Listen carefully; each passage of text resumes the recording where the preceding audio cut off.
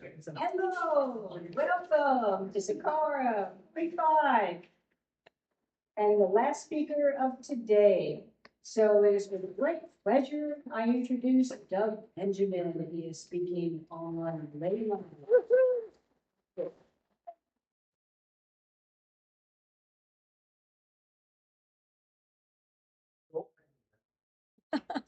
Anybody ever play pickup sticks? Yes. You can use those computers. I handed the first handout out. That's to replace the last one you got like that because there was a typo. So that's correct. That's going to show you and explain to you the details that I put down here on the floor. I made them balanced out. The north, south, east, west ley lines for one of the grids. And so I've been working with this grid for close to 40 years. It's all over the planet. You can find it on the side of a mountain, just all over. This is a grid that's basically 75 inches by 100 inches.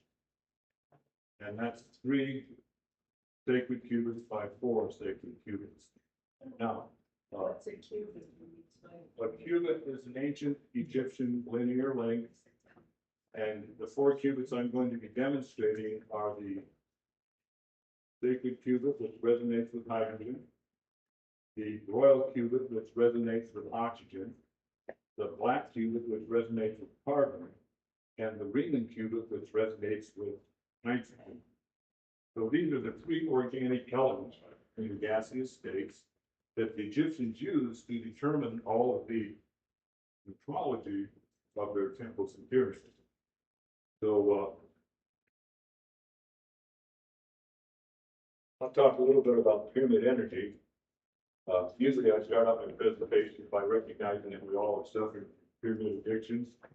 Hi, I'm Doug. This is the I'm recovering now. Yes, thank you. So in 1975, I got my first 2 pyramid books, one by Pat Flanagan and one that shows you how to put hamburger on a pyramid and it would keep you fermenting. And so my wife at the time said, well, you ought to go up to the local college. She says, there's a professor up there demonstrating pyramid power. I said, pyramid power? I already had 2 books. So I figured I knew everything about pyramids. So that kind of got my attention.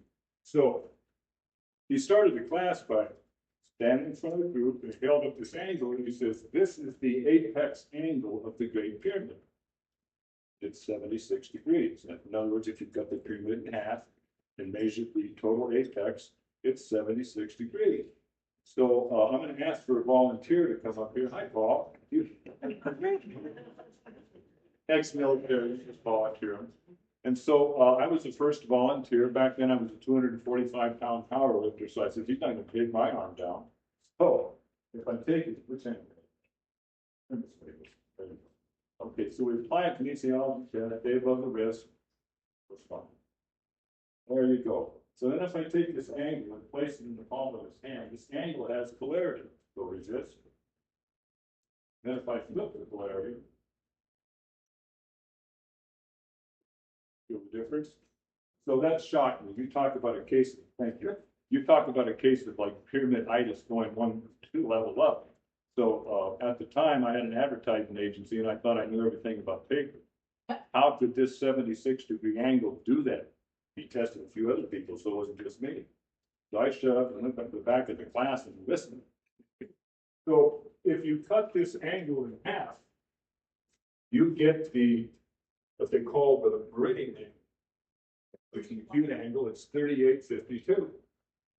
Okay, this is the angle that determines all of the proportions of a pyramid, the meridian angle.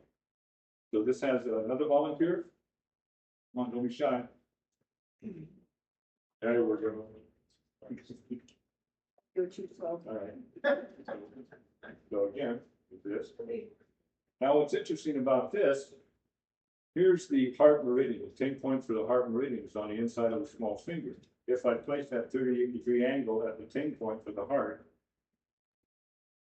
if I put the 52-degree angle here, the 52-degree angle would resonate with the terminal point of the heart and the chest.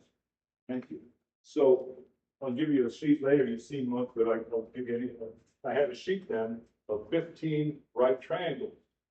And they basically teach what the Egyptians called the law of 15.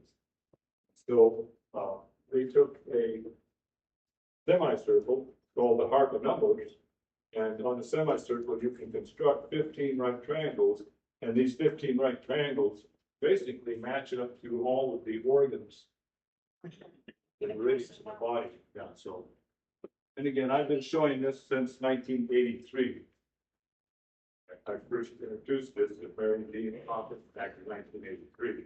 So a lot of substantial empirical evidence showing how these different angles work with different organs and meridians. So a useful aspect of this, the Egyptians have an ideogram that they call a strength symbol, and it's two right triangles facing each other, and then they show a flame coming up. So years ago when I saw that ideogram, gee, that's interesting. The flame looks like a standing column or wave. So do I have another volunteer? There you go.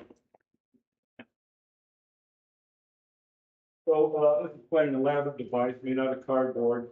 This is a 50-40 degree right triangle. So when you put two right triangles of the same magnitude together, they form a helix. So come over here. One, pick up there, that's right. So take your hand up. And put your hand right over your collar. The difference? Now, if I take this, because what this wave is doing, it's expanding and constricting. So positive, negative, positive, negative. So then based on environment, put your hand over there again. Is this? Out of time a little bit. This. Right waveform. Come up. A little higher.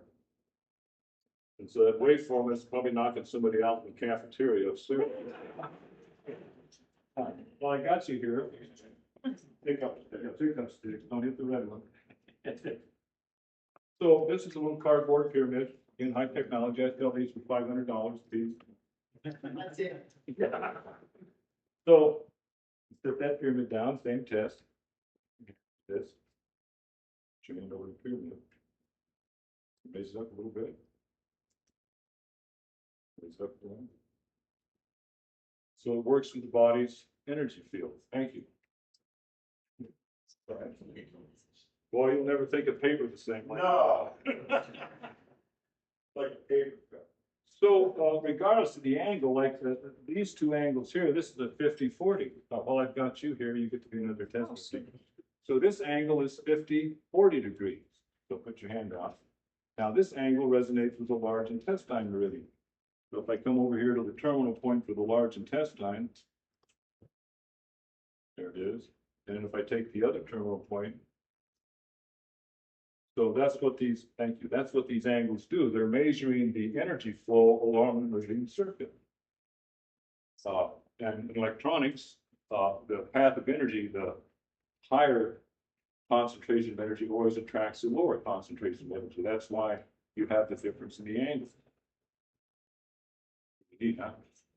So you can use these angles. You can say the Egyptians were emphatic about repeating the spell 4 times. And so if you don't have an angle in your pocket and you got a little digestive problem with the colon, all you say is to your glass of water, 50-40, 50-40, 50-40, 50-40, and ching, you've got a homeopathy that resonates with the colon.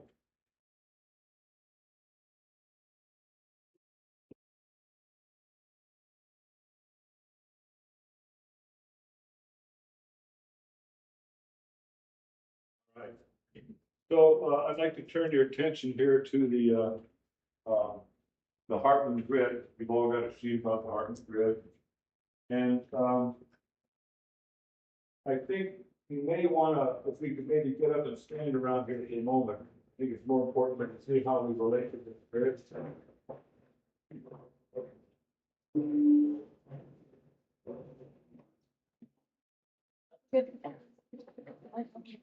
We can form a perimeter around here.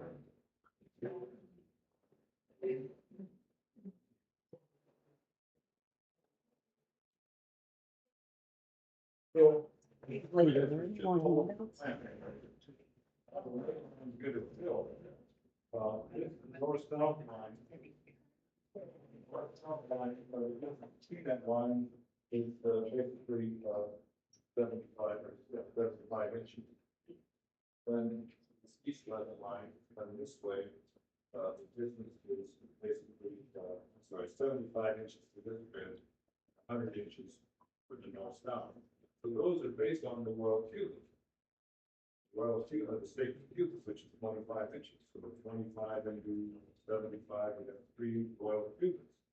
Now I'll show you in a moment the royal cubit of any linear length that you divide or measure has 2 lower points. It's creating a wavelength that crosses that rod through time. And so that pattern then on a sacred cubit is 8.33 inches. That's the wavelength in hydrogen. And my son pointed out to me in 2004, because my question to an Egyptologist or archaeologist, who told these guys that a 25-inch cubit is harmonic to the wavelength of hydrogen? So on the Hartman grid, this is called what they call this, what Dr. Hartman called the neutral center.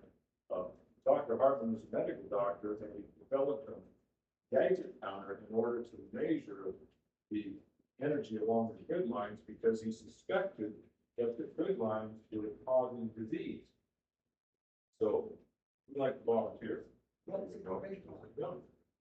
Well, that's the ley lines that we're looking at. Ley lines, grid lines, electromagnetic field. So come into the circle area, so chain kind of strike. Okay, this. So we're doing pretty good in the circle here. Now is it straddle this line right here, the red line. And then if you put your index finger up on that hand, this, put your little finger up to that line. So then you can use the body to douse up the ley line. So if you want to find the east-west line, you just hold your finger out and walk around the yard like this, basically. That's really it works. So you come over here to this line.